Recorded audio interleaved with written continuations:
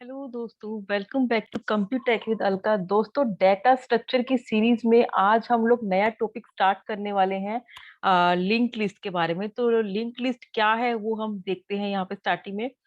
Before going to the link list, first हम समझते हैं कि एक्चुअली हम इसकी नीड क्यों पड़ रही है। तो वो कॉन्सेप्ट देखते हैं हम यहाँ पर। जैसे कि हम लोग कोई भी if we want to store the value in a memory, अगर हम कोई वैल्यू मेमोरी के अंदर स्टोर करना चाहते हैं तो उसके लिए हमें क्या होता है, मेमोरी मैनेजर की नीड होती है जो कि मेमोरी को मैनेज करने का काम करता है। जस्ट लाइक एग्जांपल की बात करें, इंट आई, एक इंट एक्स, यहाँ पर एक इंटीजर टाइप का हमने क्या किया, एक एक्स वेरिएबल क्रिएट किया है।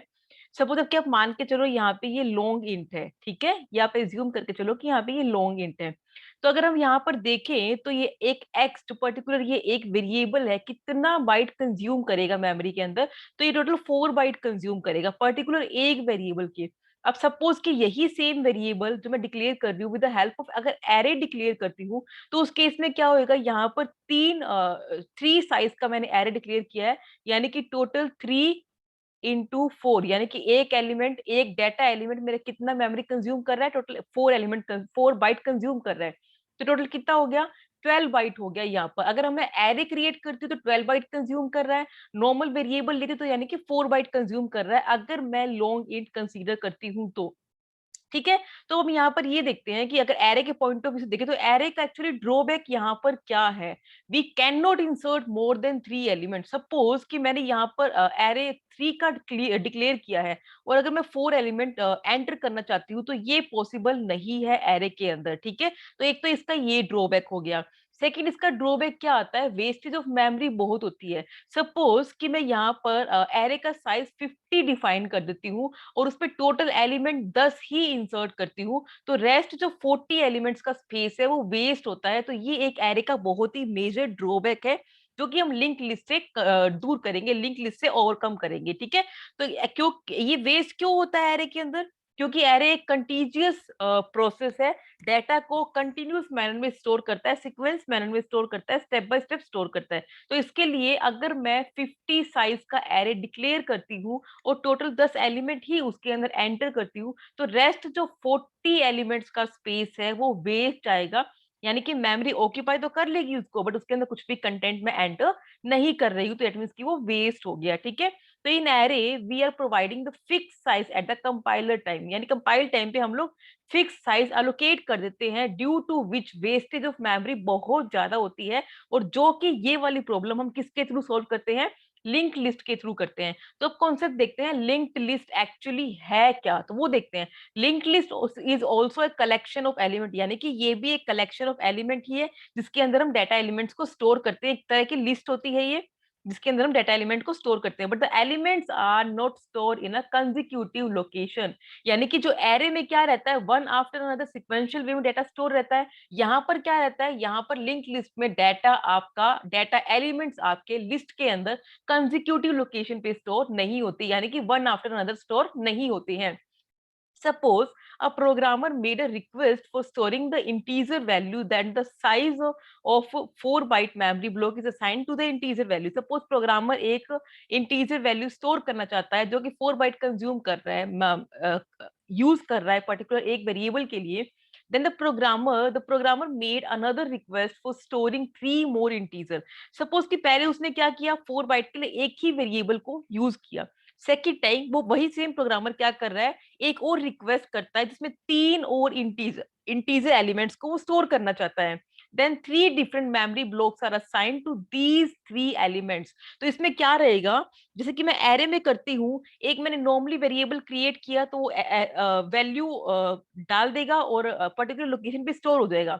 और अगर मैं एरे में वैसे ही 3 एलिमेंट्स का साइज, 3 एरे का साइज लेके अगर डाटा को स्टोर करती हूँ तो कंजिक्यूटिव वे में स्टोर होएगा। बट अगर मैं लिंक लिस्ट की बात करूं तो एक प्रोग्रामर ने पहले एक वेरिएबल लिया, उसकी वैल्यूज को असाइन किया, नॉर्मली हो गया। ठीक है। रेस्ट उसके बाद अगर वो 3 इंटीजर डाटा को भी स्टोर करना चाहता है तो उस केस में क्या होएगा, वो 3 इंटीजर डाटा अलग अलग लोकेशन पे कहीं भी स्टोर हो सकते हैं, रैंडम लोकेशन पे कहीं भी स्टोर हो सकते हैं। ये होता है लिंक लिस्ट का काम। यानी कि लिंक लिस्ट में आपका डाटा कंजिक्यूटिव वे में स्टोर नहीं होता, रैंडम किसी भी लोकेशन पे स्टोर हो जाता है। अब क्वेश्चन ये आता है कि अगर मेरे टोटल 4 एलिमेंट है तो उनको मैं लिंक कैसे करूंगी एक दूसरे से। तो ये मेन कॉन्सेप्ट आता है। अगर मैं एरे की बात करूं तो वन आफ्टर अनदर है, वन के बाद दूसरा, दूसरे के बाद तीसरा, तीसरे के बाद चौथा, इस वे में चलते जा रहे हैं। यानी कि मुझे कुछ भी लिंक करने की नीड वहां पर नहीं होती है। बट अगर लिंक लिस्ट का कॉन्सेप्ट देखें तो मेरे सारे डेटा एंट्री, जो डेटा एलिमेंट्स है लिस्ट के अंदर, वो कोई भी रैंडम लोकेशन पे स्टोर हो रखे हैं। दैट मीन्स कि मुझे उन्हें कनेक्ट करने की नीड है। तो उस कनेक्शन के लिए हम क्या करते हैं वो अब हम यहाँ पर देखते हैं। So these elements are linked to each other by providing one additional information along with an element। तो उसमें क्या रहता है, जो भी मेरे 4 एलिमेंट्स थे, जब उसकी ये एलिमेंट्स थे 1 2 3 4, ठीक है, ये कोई भी रैंडम लोकेशन पे स्टोर हो रखे हैं। तो पर्टिकुलर इन दोनों को कनेक्ट करने के लिए, इन दोनों कनेक्ट करने के लिए, इन दोनों कनेक्ट करने के लिए पर्टिकुलर एक एड्रेस का एलिमेंट हम यहाँ पर और लेते हैं, जस्ट लाइक ऐसे। ठीक है, तो ये ऐसे हमारा स्ट्रक्चर होता है लिंक लिस्ट के अंदर। तो यहाँ पर तो क्या आएगा, डाटा आएगा, यहाँ पर एक एड्रेस स्टोर होएगा, यहाँ पर एक डाटा आएगा, यहाँ पर एक एड्रेस स्टोर होएगा। तो इस वे में हम लिंक लिस्ट के थ्रू डेटा एलिमेंट्स को कनेक्ट करते हैं, लिंक करते हैं। ठीक है, तो इसे हम क्या बोलते हैं, इसे हम पॉइंटर बोलते हैं, इसे हम लिंक बोलते हैं, इसे हम पीटीआर बोलते हैं, और इसे हम इन्फो बोलते हैं, इसे हम डेटा बोलते हैं। ठीक है, तो अब इसमें एडिशनल क्या है, एक्चुअली एरे का क्या ड्रॉबैक था, अगर मैं बहुत बड़े साइज का एरे डिक्लेयर कर देती हूँ और कोई लिमिटेड ही डेटा एंटर करती हूँ, तो जो रेस्ट सारे एलिमेंट्स के लिए मेमोरी जो यूज हुई है, जिसमें मैंने कंटेंट डाला नहीं है, वो वेस्ट होती है। बट यहाँ पर लिंक लिस्ट में क्या है, जहां भी स्पेस अवेलेबल रहता है वहां पर रैंडम लोकेशन में हमारा वेरिएबल स्टोर हो जाता है। बट एक एडिशनल इंफॉर्मेशन, एडिशनल मेमोरी ये ऑक्यूपाई करता है, जो कि ये पॉइंटर की होती है, जो कि एड्रेस की होती है, जो कि पीटीआर की होती है। ठीक है, तो लिंक लिस्ट ओनली एक एडिशनल मेमोरी कंज्यूम करता है हर एक नोड के साथ। तो ये पर्टिकुलर ये क्या है, ये एक नोड हो गया, ये एक नोड हो गया, ये एक नोड हो गया, ये एक नोड हो गया। तो एक नोड के अंदर एक तो इंफॉर्मेशन होती है, एक पॉइंटर होता है, जो कि एड्रेस स्टोर करता है नेक्स्ट वेरिएबल का। ठीक है, ये काम इसके अंदर रहता है। अब डायग्राम से समझते हैं एक्चुअली कैसा रहता है लिंक लिस्ट का स्ट्रक्चर। तो in the figure we can observe that each node contain the data and the address of the next node. Suppose कि हमारी लिंक लिस्ट यहाँ से स्टार्ट हो रखी है, यानी कि ये हमारा स्टार्टिंग नोड का एड्रेस हो गया। यानी कि डाटा एलिमेंट कैसे स्टोर हो रखे हैं, ये पर्टिकुलर क्या है, ये एक नोड है, ये एक नोड है, और ये एक नोड है। ठीक है, ये एक नोड है। अब ये मैंने एक एरो लगा के सीक्वेंस में डाल रखा है, बट ये सीक्वेंस में नहीं है। आप यहाँ पे इनका मेमोरी एड्रेस मैच कर सकते हो। 4800 है, अगर ये इंटीजर टाइप का है तो मैक्स टू मैक्स कितना ले लेगा, अगर लॉन्ग इंट है तो 4 बाइट ले लेगा, और 4 बाइट इसकी यानी कि 8 बाइट ही।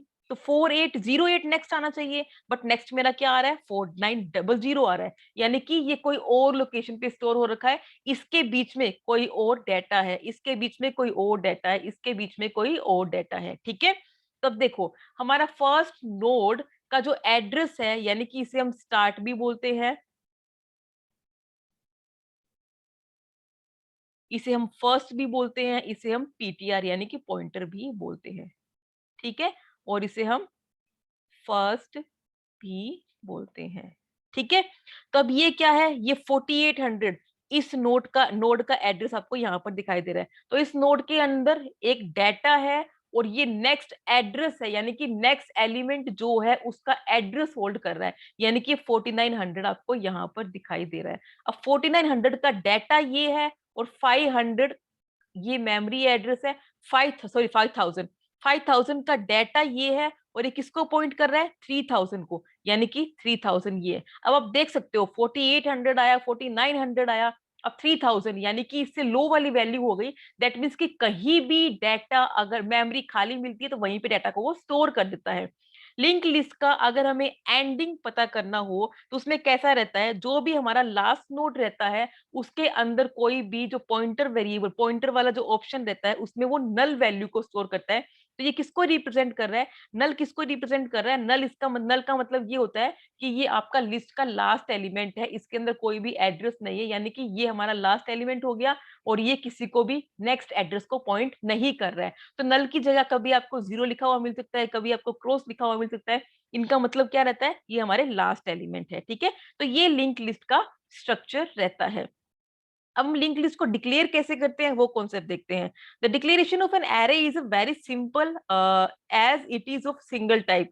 अगर एरे को डिक्लेयर करें तो काफी सिंपल होता है क्योंकि वो एक सिंगल टाइप का होता है। But the link list contain two parts, क्योंकि लिंक लिस्ट टू पार्ट्स को कंटेन कर रहा है। कौन कौन से पार्ट को कंटेन कर रहा है? एक डेटा को कंटेन कर रहा है, एक एड्रेस को कंटेन कर रहा है, जो कि पॉइंटर के फॉर्म में होता है। तो इसके लिए हम लिंक लिस्ट को स्ट्रक्चर में डिफाइन करते हैं। तो स्ट्रक्चर आप लोगों ने सी में देखा होगा, स्ट्रक्ट कोई भी स्ट्रक्चर का नाम, यानी कि हम एक नोड ही क्रिएट कर रहे हैं तो हम लोगों ने उस स्ट्रक्चर का नाम क्या दे दिया? नोड दे दिया। और उसके अंदर वेरिएबल्स डिफाइन कर दिए। एक तो डेटा, यानी कि जो भी हम डेटा डाल रहे हैं वो, एक क्या हो गया? एक स्ट्रक्चर टाइप का यहाँ पर हम लोगों ने पॉइंटर क्रिएट किया है, जो कि नेक्स्ट एलिमेंट का डेटा को, नेक्स्ट एलिमेंट के एड्रेस को स्टोर करने का काम करता है। तो ये कॉन्सेप्ट है इसके अंदर कि हम कैसे लिंक लिस्ट पे डेटा को डिक्लेयर करते हैं। ठीक है, स्ट्रक्चर के थ्रू करते हैं। क्योंकि एरे के थ्रू क्यों नहीं कर सकते? क्योंकि वो सिंगल टाइप को कंटेन करके रखता है। स्ट्रक्चर के थ्रू क्यों करते हैं? क्योंकि हमें लिंक लिस्ट में टू पार्ट्स की नीड होती है, जो कि एक डेटा होता है, एक पॉइंटर होता है, जो कि नेक्स्ट वेरिएबल के एड्रेस को होल्ड करके रखता है, जो कि एरे में पॉसिबल नहीं है। इसके लिए हम स्ट्रक्चर में इसे यूज करते हैं। इससे पहले लिंक लिस्ट के प्रोग्रामिंग की बात करें तो थोड़ा हम एडवांटेजेस देख लेते हैं लिंक लिस्ट के। अगर हम एरे से कंपेयर करें तो क्या क्या बेनिफिट प्रोवाइड करवाता है?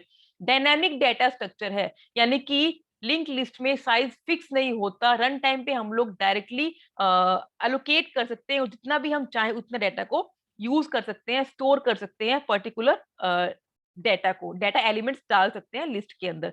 इंसर्शन एंड डिलीशन काफी इजी होता है as compare with array in a link list, क्योंकि एरे में सारा काम कंसेक्यूटिव वे में होता है। Insertion and deletion link list में हम रैंडमली कर सकते हैं, तो काफी इजी रहता है as compare with array in a link list. ठीक है, मेमोरी एफिशिएंसी की बात करें तो मेमोरी ऑफ कोर्स हमने अभी जस्ट डिस्कस किया कि एरे के थ्रू हमारी मेमोरी काफी वेस्ट होती है, जबकि लिंक लिस्ट के थ्रू हम लोग कैसे हमारी मेमोरी को सेव कर सकते हैं, बचा सकते हैं। इम्प्लीमेंटेशन, लिंक लिस्ट के थ्रू हम किसको इंप्लीमेंट कर सकते हैं? स्टैक को भी कर सकते हैं, क्यू को भी कर सकते हैं, जो कि हम फर्दर की वीडियोस में डिस्कस करेंगे।